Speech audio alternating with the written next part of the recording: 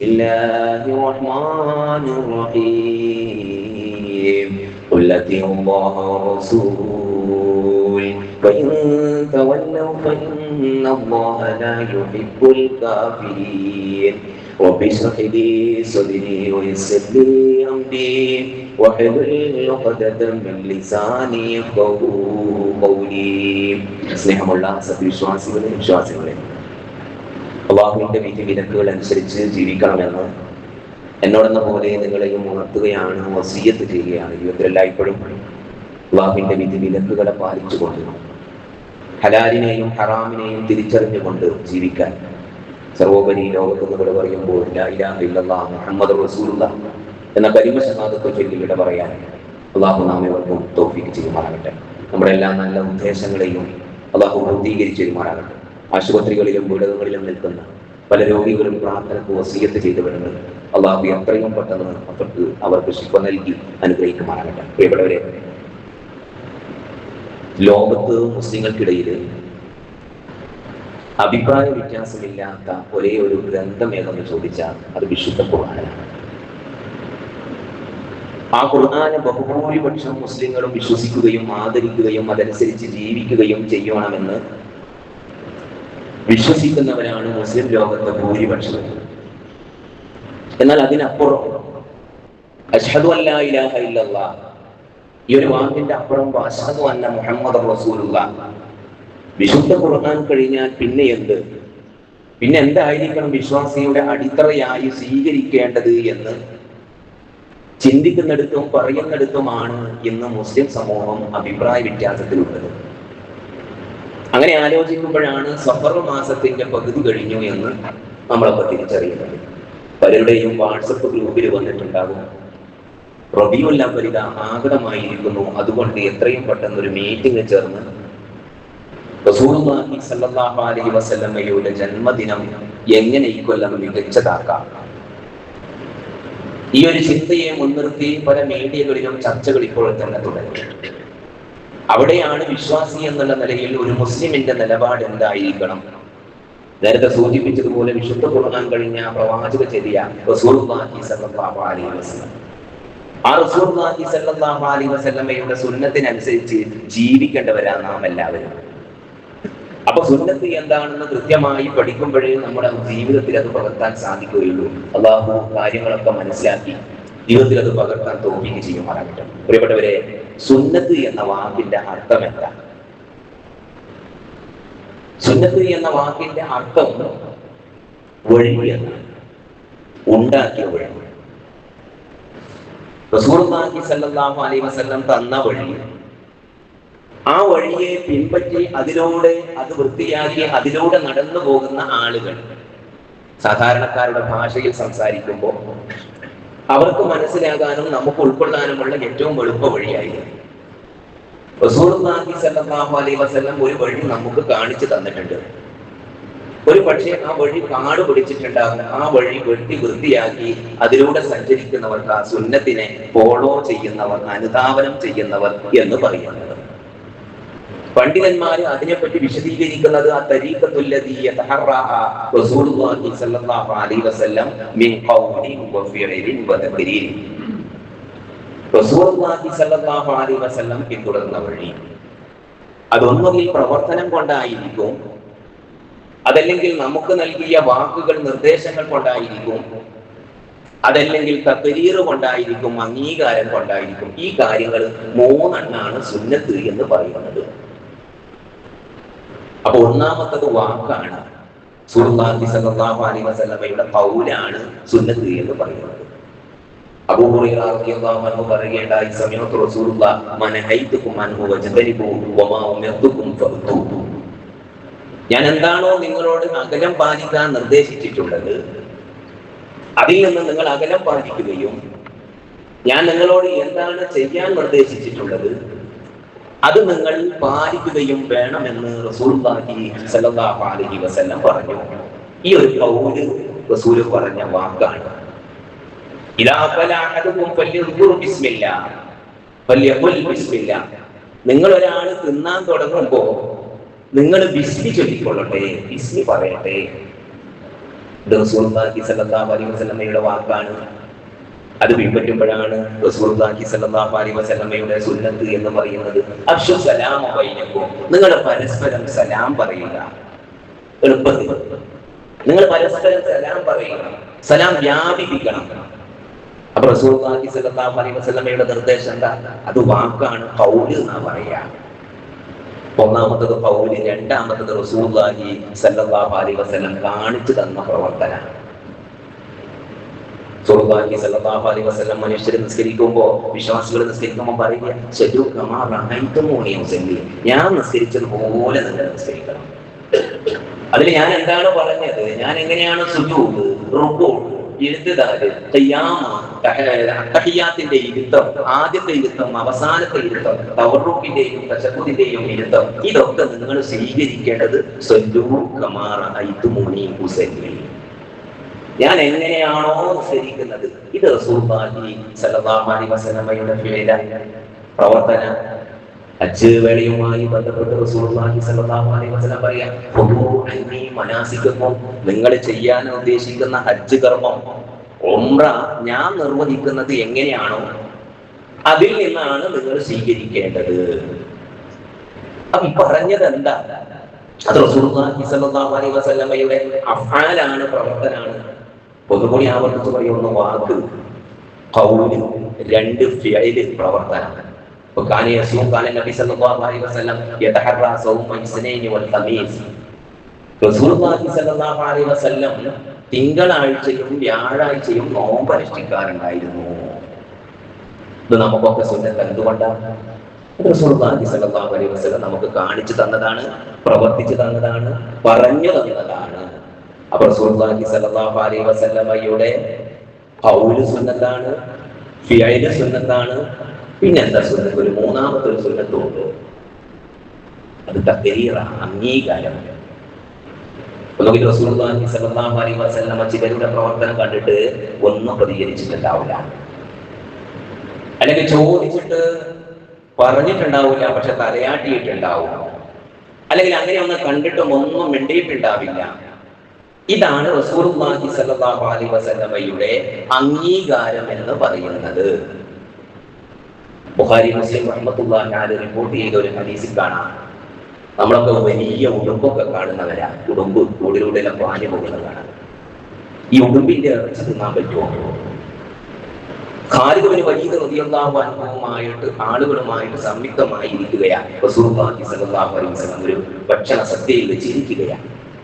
അവിടെ റസൂലുള്ളാഹി സ്വല്ലല്ലാഹു അലൈഹി വസല്ലമയുടെ അടുത്തേക്ക് ഉദിയ ഇലൻ നബിയ്യി ബിളബ്ബിൻ മശ്വിയ്യൻ ഫഖറബഹു ഫഅഹ്വാ റസൂലുള്ളാഹി സ്വല്ലല്ലാഹു അലൈഹി വസല്ലം, നല്ല പൊരിച്ച ഉടുമ്പിന്റെ പ്ലേറ്റ് കൊണ്ടുവന്നു. റസൂലുള്ളാഹി സ്വല്ലല്ലാഹു അലൈഹി വസല്ലം ആഗ്രഹത്തോടെ കൈ നീട്ടുകയാണ്. അപ്പോഴാണ് ഖാലിദ് ബിൻ വലീദ് റളിയല്ലാഹു അൻഹു പറയുന്നത്, യാ റസൂലല്ലാഹ്, സംഭവം ഉടുമ്പിന്റെ ഇറച്ചിയാണ്. അള്ളാന്റെ റസൂലേ സല്ലല്ലാഹു അലൈഹി വസല്ലം ഉടുമ്പിന്റെ ഇറച്ചിയാണ്. അതേപോലെ പിൻവലിച്ചു. എന്നിട്ട് പറഞ്ഞു, എന്റെ നാട്ടിൽ ഈ ഇറച്ചിയൊന്നും ഇല്ല, ഇത് തിന്നണ്ടാന്നോ, ഇത് നമുക്ക് പറ്റൂലാന്നോ, അല്ല നീ തിന്നണ്ടാന്നോ, ഞാൻ തിന്നില്ലെങ്കിൽ നീ തിന്നണ്ടാന്നോ ഒന്നും പറഞ്ഞില്ല. ഇത് നമുക്ക് പറ്റൂല. കാരണം എന്താ?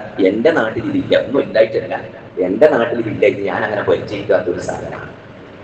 ഖാലിദ് ബിൻ വലീദ് റളിയല്ലാഹു അൻഹു പറയാം, ഞാൻ ഉടുമ്പിന്റെ ഇറച്ചി നന്നായി കഴിച്ചു. നബി ഇങ്ങനെ നോക്കുന്നുണ്ട്, എന്റെ ഉഷാർ കണ്ടിട്ട് വലം എന്നാലി എന്നോടൊന്നും പറഞ്ഞിട്ടുമില്ല. അപ്പൊ നമുക്ക് സംശയിക്കേ, ഇപ്പൊ എന്താ ഉടുമ്പിന്റെ ഇറച്ചി കഴിക്കാൻ പറ്റുമോ? ഇല്ല, സംശയം കഴിക്കാൻ പറ്റുമോ? എന്തുകൊണ്ടാണ്? റസൂലുള്ളാഹി സ്വല്ലല്ലാഹു അലൈഹി വസല്ലം കഴിച്ചിട്ടില്ല. പക്ഷെ എങ്കിലും മറ്റുള്ള ആരും ഒരാൾ കഴിച്ചിട്ട് ഒന്നും കൊണ്ടിട്ടില്ല. ആര കഴിച്ച്? ഖാലിദ് ബിൻ വലീദ് റളിയല്ലാഹു അൻഹു. അതിലെന്താ കഴിക്കാതിരുന്ന മറുപടി ഉണ്ടെങ്കിൽ എന്റെ നാട്ടിലില്ലാത്ത സാധനം നിങ്ങൾക്ക് ഉണ്ടെങ്കിൽ അത് കഴിച്ചോ, കുഴപ്പമൊന്നുമില്ല. ഇത് പറഞ്ഞത് റസൂലുള്ളാഹി സ്വല്ലല്ലാഹു അലൈഹി വസല്ലമയുടെ അംഗീകാരം എന്നുള്ള നിലക്ക് കാര്യങ്ങൾ സുന്നത്തായിട്ട് പെടും. അതുകൊണ്ട് മൂന്ന് കാര്യങ്ങൾ നമ്മൾ മനസ്സിലാക്കുക. ഒന്ന്, റസൂൽ സല്ലല്ലാഹു അലൈഹി വസല്ലമയുടെ വാക്കാണ്, പ്രവർത്തനാണ്, അംഗീകാരമാണ്. ഇനി ചില കാര്യങ്ങൾ റസൂലുള്ളാഹി സ്വല്ലല്ലാഹു അലൈഹി വസല്ലമ സ്ഥിരമായിട്ട് ചില ചെയ്യുന്ന പ്രവർത്തികളുണ്ട്, അത് സുന്നത്താവുക. ഉദാഹരണം, ചെരങ്ങ. ഈ ചെരങ്ങയെ പറ്റി ദബാന്ന് അറബി പറയും, അത് ഭയങ്കര ഇഷ്ടമാണ് റസൂലുള്ളാഹി സ്വല്ലല്ലാഹു അലൈഹി വസല്ലമക്ക്. ഒരാൾ ചെരങ്ങ സുന്നത്താണെന്ന് നമ്മളെപ്പോഴും ചെരങ്ങ കഴിച്ചാൽ നമുക്ക് സുന്നത്ത് കിട്ടുമെന്നാണ്. പണ്ഡിതന്മാര് പറയുന്നത് അത് റസൂൽ സല്ലല്ലാഹു അലൈഹി വസല്ലമയോട് ഉപ്പിന്റെ കൂലി കിട്ടും, അത് സുന്നത്തായിട്ട് പരിഗണിക്കൂല. ഏതുപോലെ മരുഭൂമിയിലുള്ള വസ്ത്രമാണ് നേടുള്ള ചുപ്പ തലയെ കിട്ടും. ഇത് നമ്മൾ ഇട്ടാല് നമുക്ക് സുന്നത്താവൂല എന്നാ പറയുന്നത്. പിന്നെ അതെന്താകും? റസൂലുള്ളാഹി സ്വല്ലല്ലാഹു അലൈഹി വസല്ലം സ്ഥിരമായി ധരിക്കാനുള്ള വസ്ത്രം. അതുകൊണ്ട് ഞാൻ ധരിക്കുന്ന ആ ഉപ്പിന്റെ കൂലി കിട്ടും, പക്ഷെ അത് സുന്നത്താവൂല. സുന്നത്താകണമെങ്കിൽ റസൂലുള്ളാഹി സ്വല്ലല്ലാഹു അലൈഹി വസല്ലം അതേപറ്റി പറയണം. അപ്പോഴും നമുക്കൊരു സംശയം, റസൂലുള്ളാഹി സ്വല്ലല്ലാഹു അലൈഹി വസല്ലം 4-ലധികം കല്യാണം കഴിച്ചില്ല, എന്നാ പിന്നെ നമുക്ക് സുന്നത്തായിക്കൂടെ? ആ കാര്യങ്ങളൊക്കെ റസൂലുള്ളാഹി സ്വല്ലല്ലാഹു അലൈഹി വസല്ലം സഹാബികളോട് വരെ വിശദീകരിച്ചിട്ടുണ്ട്. ഇസ്ലാമാകുന്ന സഹോദരന്മാർ റസൂലുള്ളാഹി സ്വല്ലല്ലാഹു അലൈഹി വസല്ലമയുടെ അടുത്തേക്ക് വന്നിട്ട് ഇത്ര ഭാര്യമാരുണ്ട് എന്ന് പറയുമ്പോൾ റസൂലുള്ളാഹി സ്വല്ലല്ലാഹു അലൈഹി വസല്ലം പറയുന്നു, അതിൽ ഒഴിവാക്കണം, 4 പേരെ മാത്രമേ സ്വീകരിക്കാൻ പറ്റൂ. ഇത് സൂറത്തുൽ അഹ്സാബിൽ റസൂലുള്ളാഹി സ്വല്ലല്ലാഹു അലൈഹി വസല്ലം മാത്രം പ്രത്യേകതയുള്ളതാണെന്ന് പറയും. ഖാലിസലക മിൻ ദൂനിൽ മുഅ്മിനീൻ, അങ്ങക്ക് മാത്രം ഇത് നിയമമുള്ളതാണ്, ഈ ഒരു എണ്ണം നിലനിർത്തുക എന്നുള്ളത്. അപ്പൊ അതേപറ്റി നമുക്ക് മനസ്സിലായ ഒരു കാര്യം പറയാം. നമ്മുടെ രാത്രി തഹജ്ജുദ് നിസ്കരിക്കാറില്ലേ? ഉണ്ട്. നാം നിർബന്ധമാണോ? അല്ല. നാം മുഅക്കദായ സുന്നത്താണോ? അത് നല്ല പുണ്യമുള്ള കാര്യമാണ്. പക്ഷെ റസൂലുള്ളാഹി സ്വല്ലല്ലാഹു അലൈഹി വസല്ലമയെ സംബന്ധിച്ചിടത്തോളം ഈ രാത്രി തഹജ്ജുദ് എന്ന് പറയുന്നത് വളരെ നിർബന്ധമായ കാര്യമാണ്.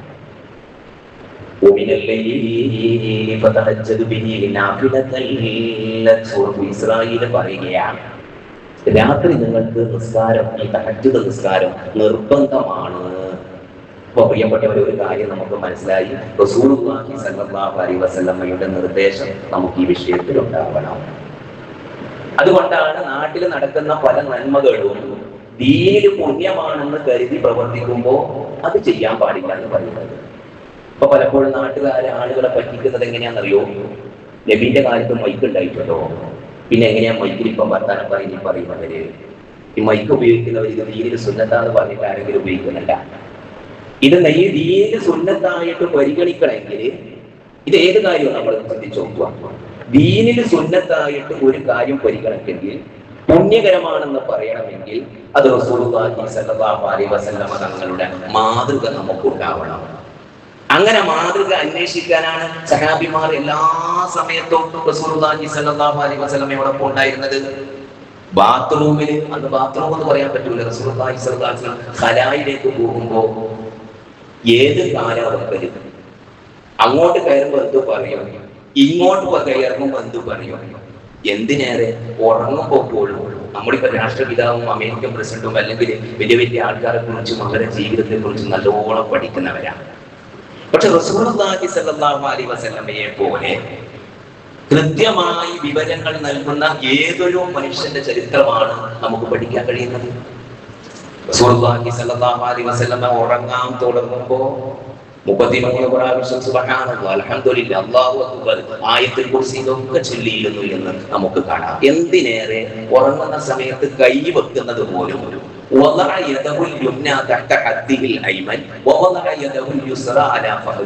അദ്ദേഹത്തിന്റെ വലത് കൈ, റസൂലുള്ളാഹി സ്വല്ലല്ലാഹു അലൈഹി വസല്ലമയുടെ വലത് കൈ തഹ്ത ഹദ്ദിഹിൽ ഐമനി, വലത് കവടിന്റെ മുകളിൽ വെക്കും. ഇടത്തെ കൈയോ തൊടയുടെ മുകളിൽ വെക്കും. വലത് കൈ വലത് കവടിന്റെ മുകളിൽ, ഇടത്തെ കൈ തൊടേന്റെ മുകളിൽ. ഇങ്ങനെ ഏതെങ്കിലും ഒരു നേതാവിന്റെ കാര്യം നമുക്ക് എവിടെയെങ്കിലും വായിച്ചെടുക്കാൻ പറ്റുമോ? സൽമാൻ ഫാരിസ് റളിയല്ലാഹു അൻഹുവിനോട് ഒരു ജൂതൻ പരിഹസിക്കുന്നുണ്ട്. എന്താ പരിഹാസം അറിയോ? നിങ്ങൾ എല്ലാ കാര്യവും പഠിപ്പിക്കുമല്ലേ റസൂൽ സല്ലല്ലാഹു അലൈഹി വസല്ലം? സൽമാൻ ഫാരിസ് റളിയല്ലാഹു അൻഹു വളരെ ആത്മവിശ്വാസത്തോട് പറയുന്നുണ്ട്, അതെ പഠിപ്പിക്കും. അല്ലമനാ കുല്ല ശൈഇൻ ഹത്തൽ ഖിറാഅ, ഏത് കൈ കൊണ്ട് നജസ് വൃത്തിയാക്കണം എന്ന് വരെ, നമ്മുടെ ടോയ്ലറ്റ് എങ്ങനെ വൃത്തിയാക്കണം, നമ്മുടെ ബോഡി ജസദ്, അതുവരെ നമ്മളെ പഠിപ്പിക്കുന്നുണ്ട്.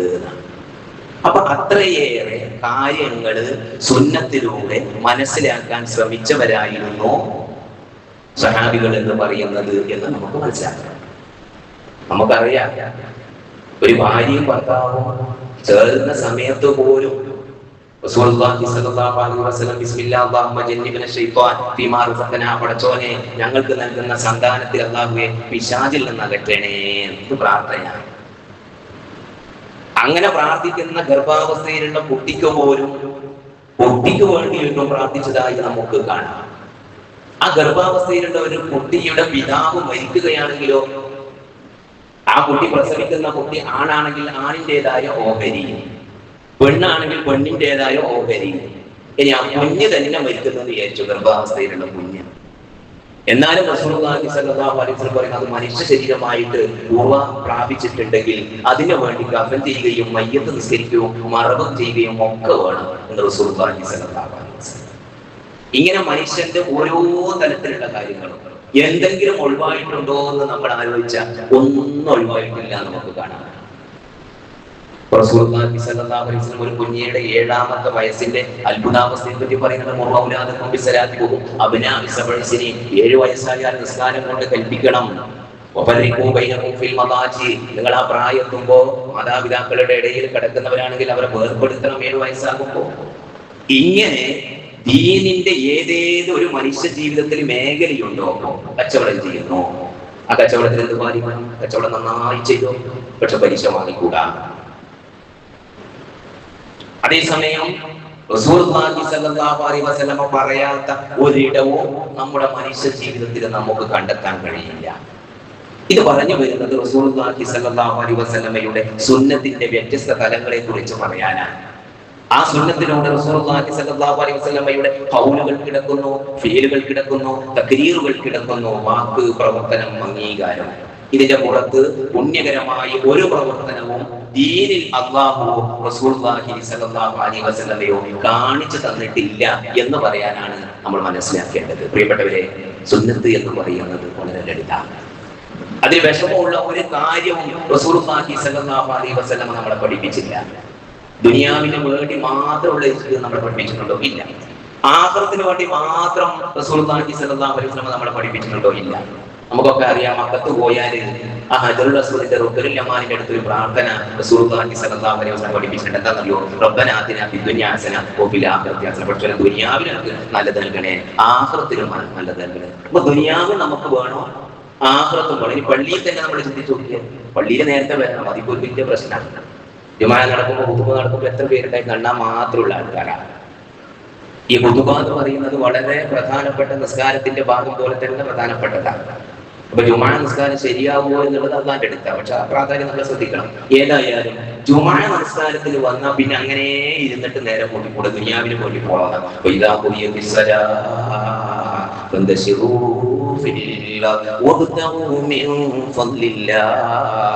നിസ്കാരം കഴിഞ്ഞ അപ്പം തന്നെ ഞങ്ങള് അള്ളാന്റെ ഫദ്ല് തേടി പോകണം. ഇങ്ങനെ ദീനിന് വേണ്ടിയും ദുനിയാവിന് വേണ്ടിയും പറയുന്ന ഒരു മതത്തിന്റെ ആളുകളാണ് നമ്മളൊക്കെ. ആ മാതൃകയാണ് റസൂലുള്ളാഹി സ്വല്ലല്ലാഹു അലൈഹി വസല്ലം നമുക്ക് പഠിപ്പിച്ചു തന്നിട്ടുള്ളത്. എന്നാൽ ഈ മതത്തിൽ വല്ല പ്രയാസമുണ്ടോ?